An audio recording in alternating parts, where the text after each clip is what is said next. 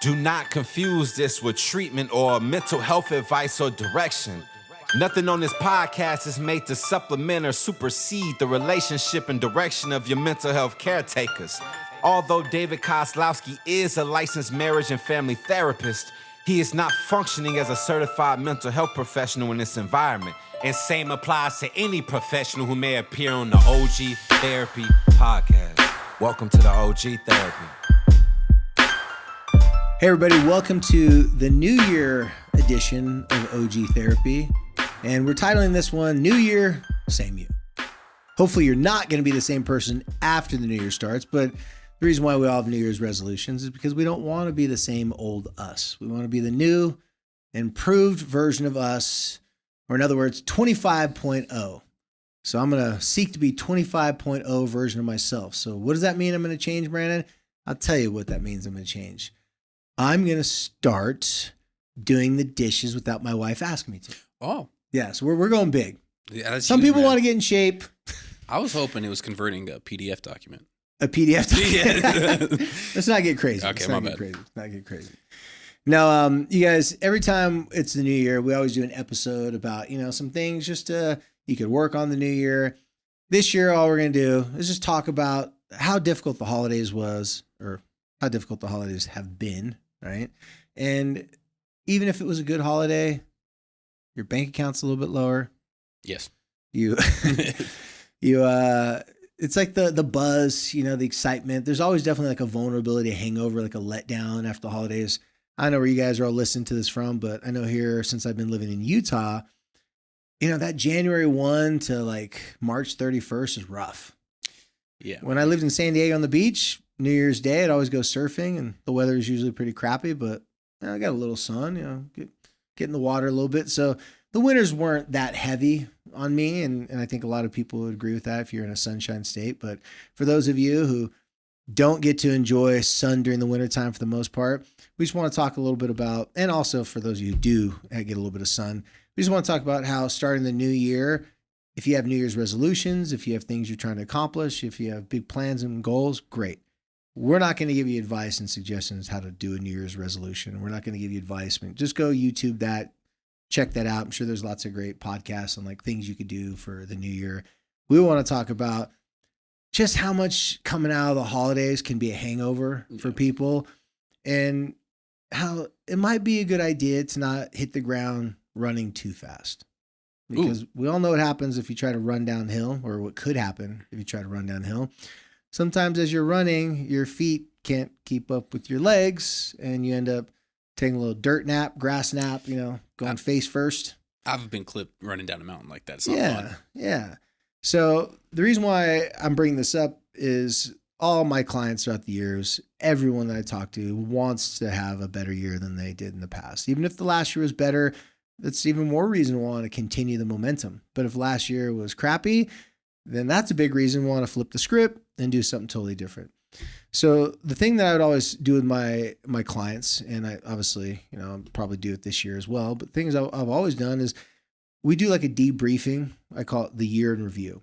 So the first couple of weeks of January, we just start talking about the past year. Oftentimes, people want to forget the past year and want to keep it moving.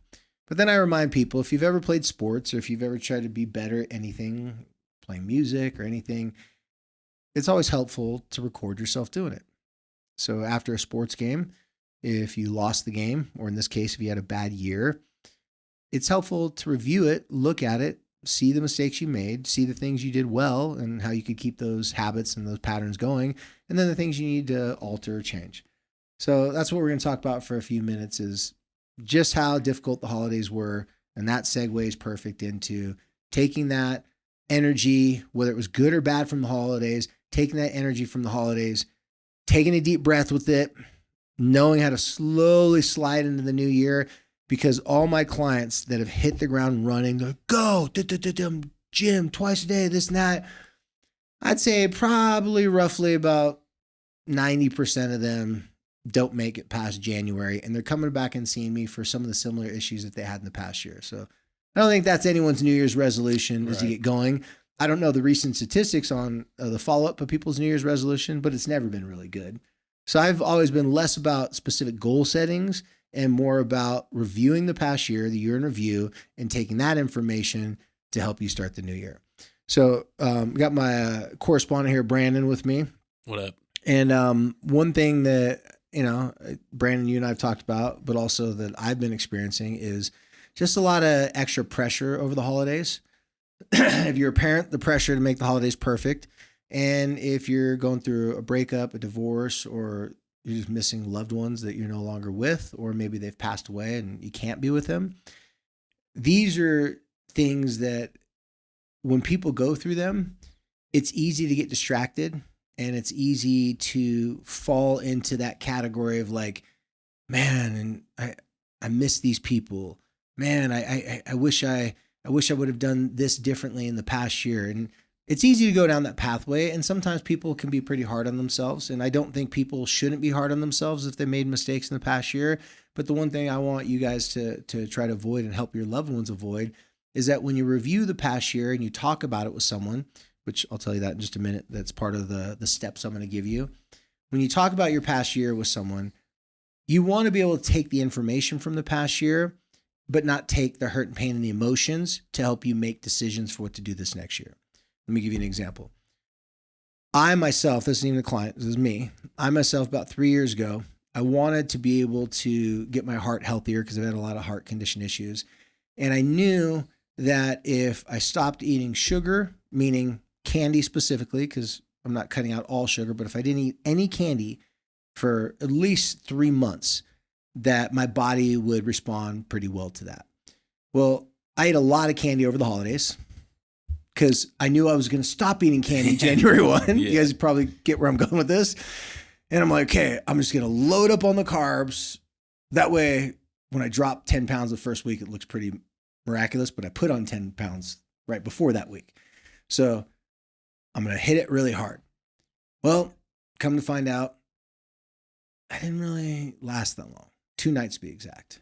Because I'm one of those midnight snackers, any cookie monsters out there late at night, like to hit your favorite cookies or candy. For me, it's gummy snacks, and my kids try to hide them from me. They know I have an issue. So to finish up the story was, lasted a couple days, didn't finish it.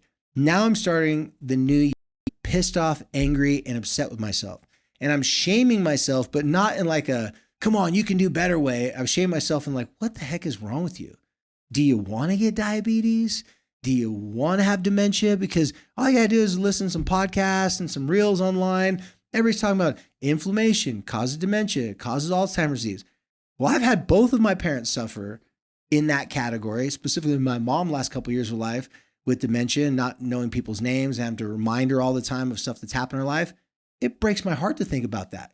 So I just go down this rabbit hole, beat myself up. And not only did I not do it, I actually put on more weight. I actually ate more than I did before to help me deal with the frustration that I was such a failure. I'm using myself as an example. I'm hoping someone out there can totally relate, or at least somewhat relate. So I want to talk to Brandon for a minute about what has he figured out throughout the years that helps you start the new year off by looking at your past year and taking that as information, as opposed to taking as confirmation that you're worthless, you're a piece of crap, and that you can't start 2025 off better than 2024 was. So Brandon, I know you've done this both on good ways and bad ways. So there's years you killed it. By the way, for you guys out there listening, last year I did it. But I didn't start my New Year's resolution on January 1st. I started on December 12th. I kept a log every single day, what my workout was, and then I put a check mark that I did not eat candy. I did it from December 5th all the way to my birthday on March 23rd. All my levels with my doctors, everything in my body was healthier and better just for doing that period of time. And it worked so well, I'm going to do it again because I didn't keep it up after my birthday last year. So Brandon, back to you. Just want to ask you, what are some things that you found out that, let's start with that doesn't work to help you kick off the new year? Well, I think with the holidays, when we're talking about kind of the hangover, the holidays, and it being difficult, for me, you can get loosey-goosey during that time or start overeating or coping. Like, that's a big thing for me is when people get stressed out, some people don't eat. For me is I'm like, ooh, a third bowl of ice cream would definitely make me feel better about myself I'm right on now. Team Nap. Yeah, so that team.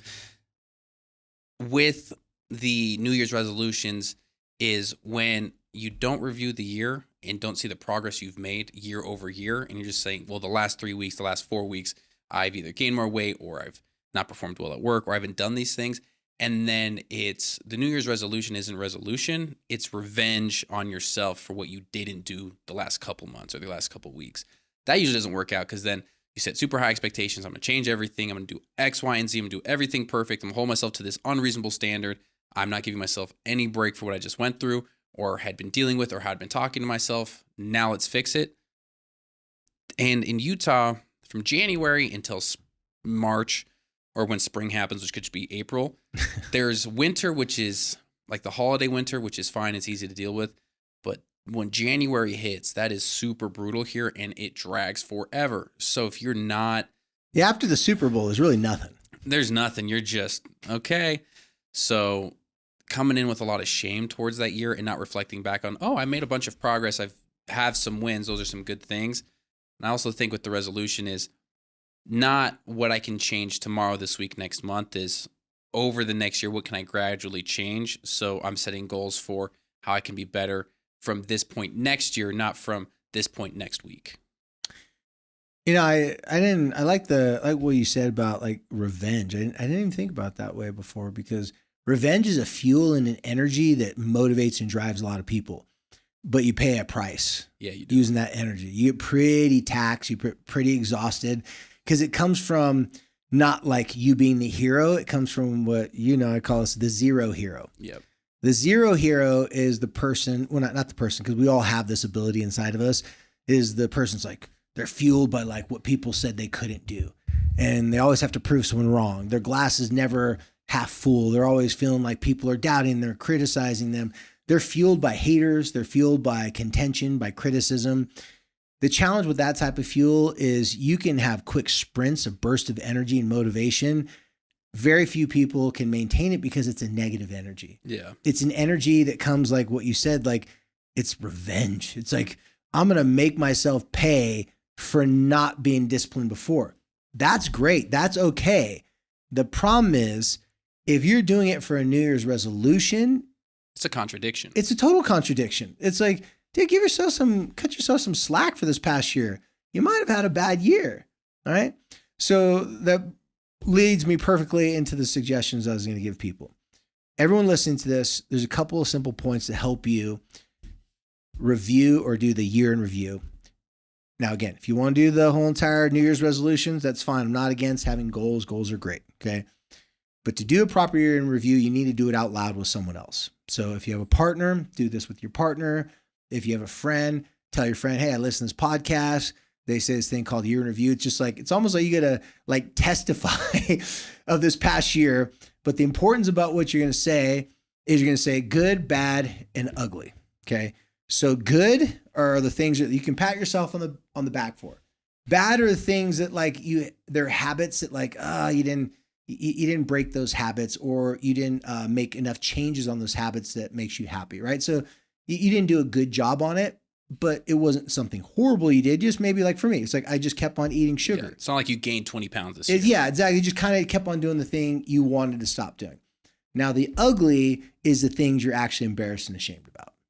Those are the hardest things to talk about. Those are the hardest things to talk about. So that's why I say good, bad, and ugly. You give yourself a little pat on the back. Say, hey, let's say your guy talking to your wife, or your a woman talking to your best friend or something like that. Say, hey, I just need to say this to someone about my year in review. The good part was yada, yada, yada. I did all these things. So, as a mom, I accomplished these things. The bad part was I said I was going to cook 3 meals a night, and I only did like once or twice a week. So that was bad. I didn't really like that. And the ugly thing was I didn't take care of my mental health, or I didn't, my doctor told me my blood levels, or some levels were off, my hormones were off, and I needed to take medication. I needed to do certain things, change certain things that I just didn't follow through with. And that's really bad, because that could really hurt my health, because my doctors tell me, again, what if scenario. So by saying that to another person, they're usually going to give you some sort of validation, feedback, or something. In that short little conversation, you'll have light bulb moments. I guarantee this. You'll have light bulb moments of things that you should really be focusing on for 2025 versus the things that you're angry about and having that set up your goals for 2025. Because good, bad, and ugly, you want to repeat the good, you want to put in check a little bit of the bad, and you want to correct and change the ugly. Well, and also too, when he talked about the things you're most ashamed about, you're harboring all of that negative energy inside of you. So if we're going to replace it or work to change anything, if you don't address it and say, here's my shame, and then move that to a side and say, and I'm going to do something about it this year, you can't do that, because going back to the revenge thing at the beginning of the year, it's, I have this shame of the things I didn't do, or because my last 3 weeks of the year were ugly, I'm going to discredit everything else about the last year, just focus on that, and then use shame to get rid of shame. It doesn't work that way. You have to use something opposite of the shame to get rid of the shame. Absolutely. Yeah, yeah. That's why it's just a different type of approach that even in the past when I'd work with some of my clients, they want to do New Year's resolutions. I help them do more realistic ones. But how I came about this was, this is what we did. I noticed that all my clients had those three things present in their past year. Good things. I call it bad just to separate, but just things that they're, I didn't get to that. Like, so that's not good. And then the stuff that, depending on the person, some things were pretty ugly. Some things were like confessionals to me that I was like, dang. Or maybe there was things that they were just didn't want other people to find out because they're just embarrassed. You know, it wouldn't have ruined their life, their reputation. It wasn't like a big addiction type thing or self-harm type thing. It was just more of like one of those things they'd just be really ashamed if other people found out. Right. And so speak to someone close to you, tell them the good, the bad, the ugly about the year in review. And after you do that, then take whatever comes from that conversation, take notes, write it down. And if you have a list of goals you want to do, that conversation is going to help you with that list of goals. The conversation just give you better ideas. It may help solidify some ideas. It may help you go, you know, I don't really need this on my goal list. I don't need this on my New Year's resolutions list. I really need to focus on this lifestyle change and not just the details of how I'm going to do it. Because some people are like, I'm going to go to the gym this many days a week. I'm going to drink this amount of water every day. Those are very factual, box checking, very linear. Step 1, step 2, step 3. Out of these conversations I found with my clients, when my clients go have these conversations with their family and friends, I encourage you to actually, you could do this with your therapist if you have one, but I encourage you to do it with just a regular person because they know you better and they're going to give you feedback that's going to spark intuition and knowledge. Now, I know a therapist could know you deeper, but people have been around you all the time, and I don't want you guys to think that you have to go to therapy to do the things I talk about here on the podcast. So that's why you talking to a friend, getting that feedback from them, and then try to cultivate or add that to whatever your goals, your New Year's resolution are. Everyone that's done this, myself included, I found out, and my clients have found out, that something about the back and forth, that connection just creates more innovation. It gives you some, I didn't think about that. It's just that sounding board from another person. I don't know why it's easier to follow through with these things. I mean, I kind of speculated that it's because it's coming through a connection versus just you bouncing ideas off in your own head. I also think with that, it helps with, you talk about this, maybe you can talk about this more right now, is being able to set realistic expectations. Because if you are having a bunch of conversations in your head, you may not be the best judge of character of, is this a realistic expectation? And if you're talking that out with somebody who does know you, goes, oh, so you're going to go from sleeping 4 hours a night to 8 when you've not shown, and I think it's okay to have a friend or have somebody in your life be like, dude, you haven't shown you're capable of doing this. Instead of setting it at going from 4 to 8, let's get to 5 first and then go from there. Yeah. Yeah. Yeah. I had a friend that you may know. I'll just leave it at that. Okay. They told me their goal for this new year was to visit these 4 exciting cities and to do these exciting things in those cities with 4 different women, but they couldn't be just any women. They all had to be what he calls dime pieces. A 10. And he had the nerve to ask me what I thought about his goal. Nice. And you guys want to know what my response was? Good luck. Not quite good luck. My response says, that should be really interesting. And then he said, what do you mean by that? And I said, well, 4 different women, 4 different places. That's a lot of money. He goes, yeah. And I said, you're kind of a tightwad. You don't like to spend lots of money. So your goal is to go be someone who you're not with people you haven't met and you don't even know. And he looked at me and goes, all right, I'm done talking to you. This is a good friend of mine. I could be that direct and honest with him. I don't think any of you guys are as meat-headed as my good friend. So I don't think any of you guys are going to have that problem. But like Brandon said, like we've been talking about, there's just something about you having realistic expectations. Not lowering your expectations, because that's different. Lowering your expectations, I want you to achieve all your goals. I want you to have a fresh start to the new year. But to have a fresh start to the new year, you have to acknowledge that it's still the same you. Like, it's not a new you. It's just a new year. But if you do it well, if you figure out some things, you maybe take some of this advice from this podcast and other podcasts and books, it might feel like it's a new start. It's a good reason. Yeah, it might feel like you're in a new place in your life. You're opening up a new chapter. But that's why I jokingly call us, new year, same you. Because I think a lot of people, and I've done this, is I can make goals and plans and agree to do things at my most ideal self. Like, if I do everything perfectly, I can handle all of this stuff. And When's the last time you've done everything perfectly? I think you say something about progress over perfection. There you go. Yeah, no, I didn't mean to interrupt you. No. Yeah, you hit it right on the head. You hit it right on the head, man. Yeah, and that's just kind of what I was just saying is with this, like, new you or new year, same you, is it's okay to be like, well, the last 3 weeks I've been eating more sugar, so I'm just going to focus on eating less sugar than I had the last 3 weeks, not, oh, I'm going to be better than I was last January when I had gone a whole month without eating sugar. That's not. You got to realize where you're at right now, and then take a deep breath and go, well, what can I change now? And make it simple. Just because everybody's posting about it and setting all these things and talking out loud and doing all these things, it's, well, when you do your year in review next year, having 1 or 2 things less ugly on your report card's better than, well, I missed all of these goals because I thought I was going to be perfect. Yeah. And to start off the new year, in the month of January, sometime within the first 4 weeks, we'll do 2 specific podcast episodes where I'll teach you 2 things that can help you add on to what we just talked about today. One, it's about how to create your own board of directors for your own personal life. You could be a teenager, do this, a young adult, an older person.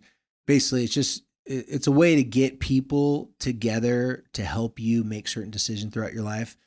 And so that's been very effective for lots of my clients. And I actually heard that from Shaquille O'Neal a long time ago. And I turned it into a little therapy, type of technique. And then the other one, I don't know if they're deserving, because I usually charge people a lot of money for this, but maybe I'll teach you guys how to create your own mission statements.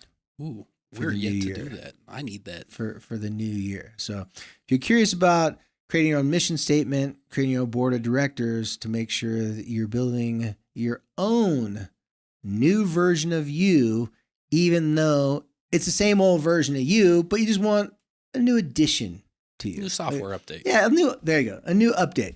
So it's technically not the same version of you. It's an updated version of good old you. Less bugs. Exactly. All right, you guys. Well, until we talk next time, thank you so much as always for following us here on OG Therapy. Hit us up on OG Therapy and all the social media platforms, wherever you listen to your podcast. And until next time, be cool.